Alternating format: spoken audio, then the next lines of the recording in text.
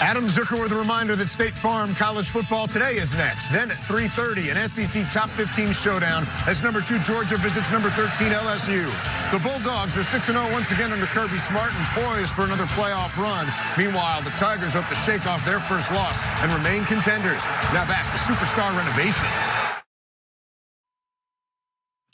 It's week 7. We've hit the halfway point of the 2018 season, and today we have a high-impact SEC game between number 2 Georgia and number 13 LSU, 2 teams running the gauntlet. Georgia is just starting a 4-game stretch against 4 top 25 SEC powerhouses. A trip up along the way here could cost the Dogs a return trip to Atlanta for the conference championship. While LSU's gauntlet started with a loss last week to Florida in the Swamp, matchups with the nation's and the SEC's top 2 teams lie ahead. Games the Tigers must have to claw back into conference contention. Get ready, because State Farm College Football today starts now.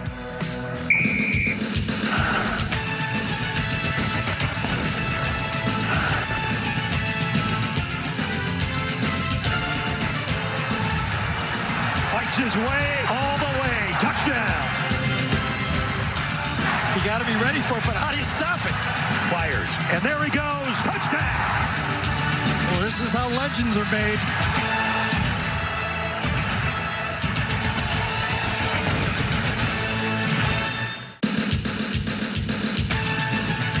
Hello, everybody. I'm Adam Zucker, and welcome to State Farm College Football today. Coming up next, the top 15 SEC showdown as number 2 Georgia takes on number 13 LSU. And over on CBS Sports Network, a college football quadruple header. It's Akron-Buffalo right now, followed by Temple and Navy, ending the night with Boise State, Nevada. So you want to play big-time college football. I don't think the gauntlets Georgia and LSU must run get any bigger. The Bulldogs are starting 6-0 for a second consecutive season under Kirby Smart. Meanwhile, the Tigers know a thing or two about bouncing back from a loss. They have done it 6 times under Ed Orgeron and sure need to do so once again by the end of the day to remain relevant in the SEC hunt. Joining me are Rick Neuheisel and Brian Jones, and the pressure builds as the temperature drops. Oh, my. LSU has won 8 or more games for 18 consecutive years. But ask anybody in the Bayou, including Les Miles, and they'll tell you 8 is not enough. There's desperation right now for the Tigers. Yeah, that's right. When your pride takes a hit, you want an immediate do-over. And LSU, their pride took a big hit in that loss in the Swamp, and they get an immediate do-over with a physical Georgia team. And speaking of Georgia, they're looking for some respect. No one's really talking about them. They're sitting there undefeated. Yeah, maybe untested. 6-0 in consecutive years for the first time. And here's a look at the SEC standings heading into today. Georgia leading the East by a game over Florida and Kentucky, while in the West, LSU is the only real challenger to top-ranked Alabama at the moment. As we check out what's going on live in our eye test, starting with number 2, Georgia, getting out on the field to face LSU today. Rick? Now, listen, when Greg McGarity hired Georgia's favorite son, Kirby Smart, everybody hoped that he would bring a little bit of the process with him from Alabama. Well, check that box. You have unbelievably consistent defense, a high-efficiency offense, beautiful in the special teams, and they got within an eyelash of It starts with this guy, Jake Fromm. He's top 5 in the FBS passing rating, yards per pass attempt, and completion percentage, but he's being overshadowed by others across the land. Big-time wide receivers across the board. Here's Terry Godwin. He's not gotten a lot of touches this year, but when he has, he's made big plays with him. Jeremiah Holloman is in the same category. They average 23.5 and 26 points a catch. They can really spin it to these talented wide receivers, but it's always about that running game. DeAndre Swift, how about this, guys? He is yet to have a 100-yard rushing game as a Georgia Bulldog. He's come close. 94 yards last year versus Missouri. His most in a game is 71 versus Missouri this season. No matter how many ingredients you have or the quality or quantity of them, you still have to have a great chef. There he is right there. He puts this all together, very balanced. He is able to diagram a perfect game plan almost every week. I love the story of Jonathan Ledbetter. Inauspicious beginning to his Georgia Bulldogs career. Lived in that proverbial doghouse, literally, but he's turned it around, and he's one of the leaders on this rebuilt Mel Tucker defense. And DeAndre Walker, this guy leads the Dogs in sacks, leads them in tackles for loss. He's been a welcome sight in this newfangled Bulldogs D. And the back end is a position of strength. I mean, J.R. Reed, Richard LeCount, Tyson Campbell, and this guy, DeAndre Baker, they are a big-time contingent. The NFL is drooling over this young man. They are. There's a single digit next to his name on those projections. And Rodrigo Blankenship, who is 3 for 3 in the national championship game. They call him Hot Rod. He's got those thick rims. Had that 51-yarder against Alabama. So if you need a clutch kicker, he's there. And Ed Orgeron has one, too. Oh, Coach O needs a clutch performance from his guys up front. Made his name, his legacy, coaching D-lineman. Arguably, he's coached more All-American D-lineman than anyone in the game. Joe Burrow threw his first 2 interceptions last week, but I still think he has the moxie that he just endears him to the Tiger fans. He'll be counted on heavily today. And they're counting on Nick Brossette. He's jumped up on the scene, averaging 96 yards per game, 4.8 per carry, 8 touchdowns, leads them in the rushing department. And Foster Moreau, this guy had some big games, big gains, I should say, last week there in the swamp. One was called back. He dreamt about playing in the Death Valley, but he's getting his dream. Protection, right? Protection. They've got to be better. 5 sacks they gave up last week in the swamp. If they're going to win, they're going to have to do much better. That's true. And Dave Aranda, man, he's got to find some type of pass rush today. 0 sacks last week, only a couple of tackles for loss. Starts with Michael Divinity. He's got to step up. His #1 goal coming in this season was to play more physical at the point of attack. Well, you got a team that wants to run it down your throat this week. Get physical. Christian Fulton is the leader of that back end. They've got to keep that big play from happening as they stuff that line of scrimmage, trying to keep the kennel from getting untracked. And then there's Cole Tracy. Thank you guys. Give me the kickers. I love it. Thank you. Had that big one against Miami, your favorite player. Don't make the improper assumption. They young man from the Assumption College. Are very important. Indeed. And look, Jake Fromm is also, as you said, very important. He'd be in the Heisman hunt if it weren't for some of the big numbers being put on around. The efficiency is off the charts. 72.8 as juxtaposed against 53.9 for Burrow. And he's got a true freshman breathing down his neck. Everyone's hollering for him to get the run. That's true. He's kept Fields on the bench. Time to check in on other SEC action already underway. Starting with number 14, Florida. Winners of 4 straight. Perhaps a letdown coming as they go to Vandy. This game is wild. It's had shenanigans, Rick. Well, it started off hot for the Commodores. Kyle Shermer finds Keyshawn Vaughn on a screenplay. He gets behind a convoy and does the rest himself, 75 yards for a touchdown. But then it gets interesting, guys.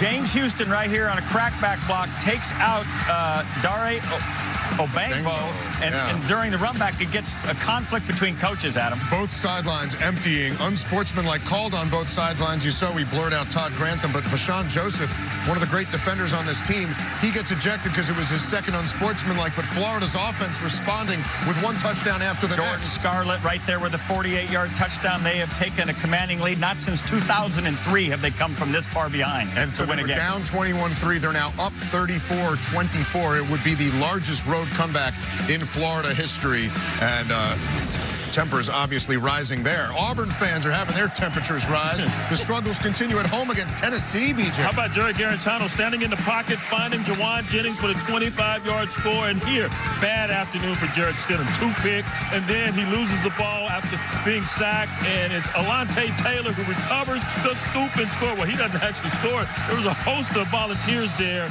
and Jeremy Pruitt trying to get his first SEC win, and Tennessee trying to get their first SEC win since November of 2016. Career-high numbers for Garantano in this game. Remember, Jeremy Pruitt's faced Auburn plenty in many ways, but now potentially a big road win. Elsewhere, South Carolina hosting Texas A&M at 3:30. The Gamecocks 0-4 all-time against the Aggies. #1 Alabama looking to roll to a 7-0 start, taking on Missouri and Tuscaloosa. And either Ole Miss or Arkansas will notch its first conference win of the season tonight in Little Rock. And with more on our game between Georgia and LSU, let's go to Jamie Erdahl for a tailgate report presented by Smile Direct Club.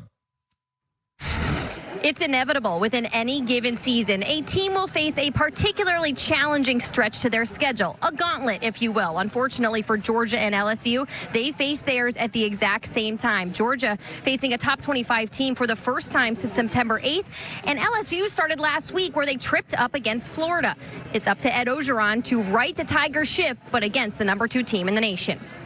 Coach, after a challenging outing last week at Florida, how did you coach your guys through this week in anticipation of a bounce back? You know, we had to bounce back. They were hurting on Monday. Knew we should have won the game. We beat ourselves, but we had a great week.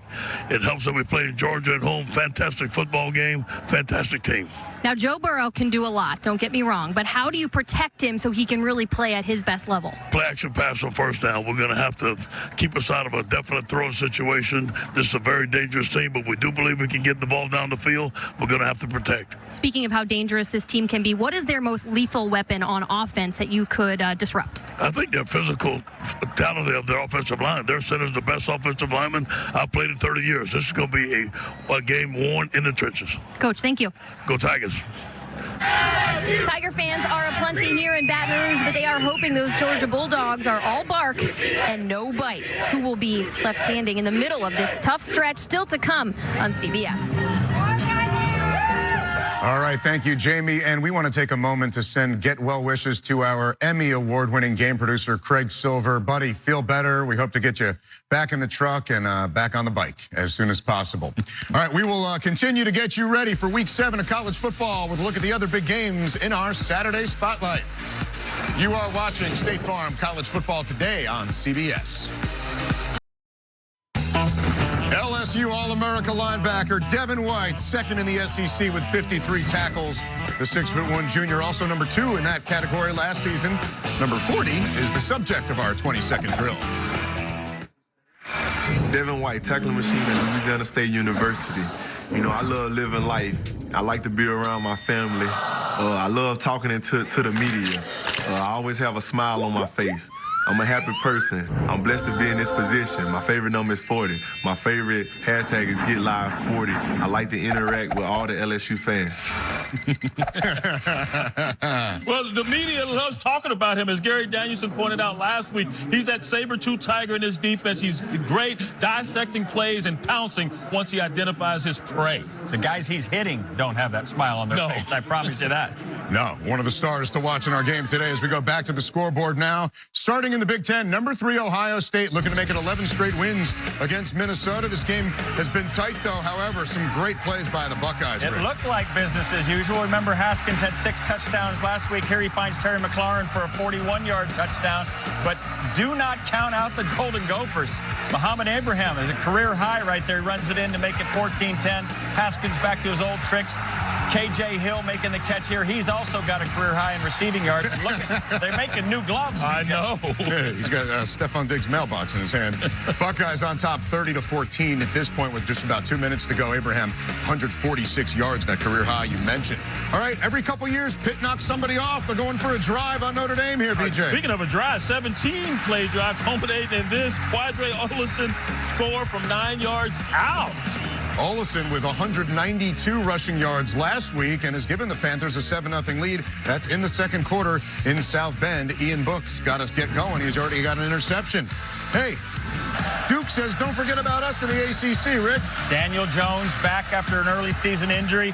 Finding T.J. Rami here. Sure, big touchdown pass. Outstanding effort. Here he finds Jonathan Lloyd in the end zone, 6-yard touchdown, 28-7. Remember, Georgia Tech scored 66 last time out. Now they're going to have to score a lot more, a lot faster. They got one back, 28-14, the score right now. And could it happen? Nebraska trying to avoid the first 0-6 start in program history, BJ. Yeah, let me see. Well, let me dial up something so I can ensure I get that first victory as the head coach of Nebraska. I'll just hand it off to Devine Ozigbo, 12 yards. He's in the house. And how about Maurice Washington here?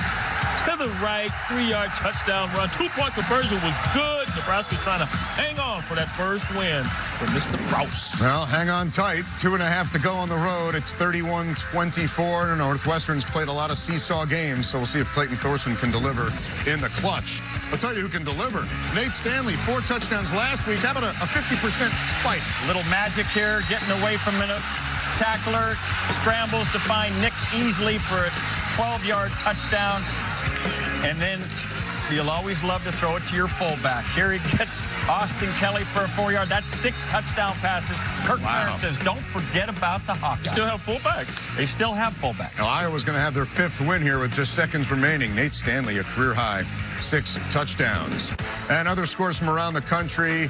Boston College up double digits now on Louisville. Rutgers falling once again. Kansas State at home dominating Oklahoma State. Wow. And USF remaining undefeated with that last-second field goal last night at Tulsa.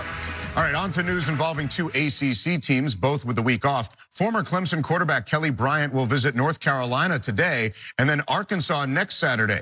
As for Florida State, its campus reopened today following the devastation of Hurricane Michael to the Panhandle and across the Southeast. To help those affected by natural disasters like Hurricane Michael, please visit redcross.org for more information. All right, going in a very different direction now. Here are some quirky SEC stats we came across this past week. Alabama is averaging 9.8 yards per play when Tua Tagovailoa is in at quarterback. Kentucky, they did not run a play in Texas A&M territory until overtime when you're given the ball in your opponent's territory. Miss State held the ball for 16-plus consecutive minutes while beating Auburn 23-9, and Ole Miss 826 yards against Louisiana Monroe, the #2 all-time performance in SEC history. And speaking of Auburn's loss to Miss State, it was the first time since 1999 the Tigers have gone 3 straight games with fewer than 100 rushing yards. And that brings us to the picks, gentlemen. Nothing quirky about these stats. 3-3. You're bringing me down, man. 500 weeks. Pretty average. You're bringing me down. BJ, pretty Rick average. maintaining his 3-game lead on the season. Did you hear that? Did you as we take a look The at our drowning Saturday man spotlight, brings down those nearest. presented by Chick-fil-A. Starting tonight in Tuscaloosa, where top-ranked Alabama hosts Missouri. Who are you going to pick, guys? Nick Saban's team hasn't just dominated the first half of its schedule. The Tide is rolling in first halves, period. Lighting up scoreboards, just under 40 points on average by halftime. Meanwhile, the Tigers can score, too, putting up almost 40 per game behind Drew Lock, the SEC's second leading passer. Well, you mentioned the Tide's rolling along with fury. The question right now for Tiger fans is Drew Lock. He has yet to throw a touchdown pass this year in SEC play, coming into it with an 11-to-1 touchdown to interception ratio. Can he get that going? Unlikely. I'm on the Tide. Yeah, I agree with you. Missouri had one of the top rush defense coming into this ball game. Last 2 out, though, they've allowed over 100 yards. They lose this one as well. All right, let's stay in the SEC for number 22, Texas A&M in South Carolina. Travion Williams, the conference's leading rusher, led the Aggies to an overtime win last week over previously undefeated Kentucky. He flipped it in. Meanwhile, Jake Bentley returns a quarterback for the Gamecocks, who are 0-4 all-time against A&M. Well, you look at this Aggie football team. They do things well in the areas of running the ball and stopping the run. Mike Elko has done a fabulous job with this Texas A&M defense. And on the flip side, South Carolina, they struggle in both of those areas. The Aggies roll. The Aggies roll. We move on to a Pac-12 North top 20 showdown. Number 7 Washington visiting number 7 Oregon, or 17 Oregon. The Huskies dropped 70 on the Ducks the last time they traveled to Eugene, and Chris Peterson's team has reeled off 5 straight after opening the season with a loss to Auburn, which isn't aging well. Meanwhile, Heisman hopeful Justin Herbert tossed 2 more touchdowns en route to a much-needed bounce-back win at Cal a couple weeks ago, Rick. No love lost here in this border war. I promise you, they are going to go after each other tooth and nail. I think the Huskies get it done by virtue of their defense. Number 3 in the country in scoring defense. It's going to take that kind of effort to corral Justin Herbert and company. BJ's quacking. Quack, quack. Next, a top 5 battle in the Big Ten is number 15 Wisconsin visits number 12 Michigan. The Badgers have won 2 straight since that shocking loss to BYU and can restore their playoff hopes with a win in Ann Arbor. Meanwhile, the Wolverines boast the nation's top defense as they begin a season-defining stretch. After tonight, a trip to East Lansing, then back home for Penn State, BJ. Well, remember a year ago when we were getting ready for this matchup, Michigan was on to its 3rd quarterback, and they were condensing the play. But they've expanded it with Shea Patterson, and it's taken hold. They've got the fullback involved, Ben Carson. He's a cult hero. They're in Ann Arbor. I like Michigan in this matchup. I'm with you on that one. And Karan Higdon, the guy to watch, too. Finally, in the Big 12 for Baylor and 9th-ranked Texas, BJ, the surging Longhorns fought off that furious Oklahoma comeback to claim the Red River Showdown and achieve their highest ranking since 2010. Meanwhile, the Bears, 2-1 in conference play, but will be hard-pressed to pull off the upset in Austin, where they've won just 10 times in 58 tries all time. This is such an obvious trap game that I think Tom Herman's going to get the Longhorns' attention. He's going to make sure that they go back to doing the things that got him in position to win that 48-45 game a week ago against Oklahoma. I'm on the Longhorns, much to your anticipation and excitement. Of course. Stay woke, Longhorns. Stay woke. There you go. All right, on a sad note, Pro Football Hall of Fame fullback Jim Taylor died earlier today. A Baton Rouge native, Taylor played at LSU before going on to become a Green Bay Packers legend, playing on 6 of Vince Lombardi's 7 NFL championship teams. He was 83. As for our game, this is the first meeting for these two teams in Baton Rouge in 10 years. Georgia linebacker Darrell Gamble tied an NCAA record with 2 pick sixes in that game a decade ago. However, LSU does hold a slight edge at 16-13 with 1 tie in the series history that dates back to 1928. And thus, the Tiger RV Nation has driven into Baton Rouge once again, surrounding Death Valley, looking to go all Cajun on those number 2 dogs from Georgia.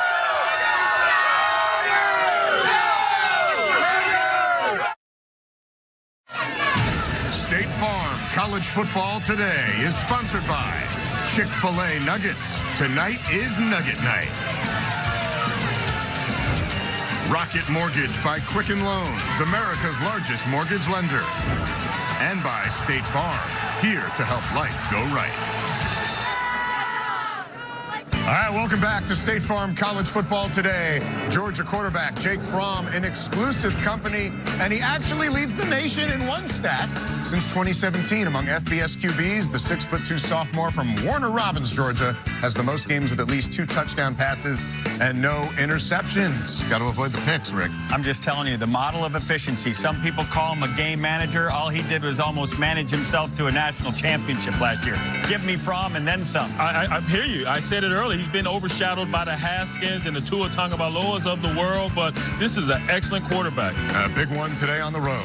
Now, do you want your sports news and highlights straight without the noise? No offense taken. Stream CBS Sports HQ, the all-new 24/7 sports news network available on your phone, computer, and connected TV devices. CBS Sports HQ, sports for true fans. All right, as we said at the beginning of the show, this week marks the halfway point in the season. The first college football playoff rankings from the committee coming out 17 days from now, but that's not stopping these two from giving you their 4 playoff teams. If the season ended right now, who you got? Well, this is going to shock the world, but that's a long line I'm in with Alabama at number 1. I've got Ohio State. I know they were a little sluggish today, but I still love their offense. Georgia has been the model of consistency. And Clemson, they by virtue of coming from behind that last against Syracuse, I've got them right there.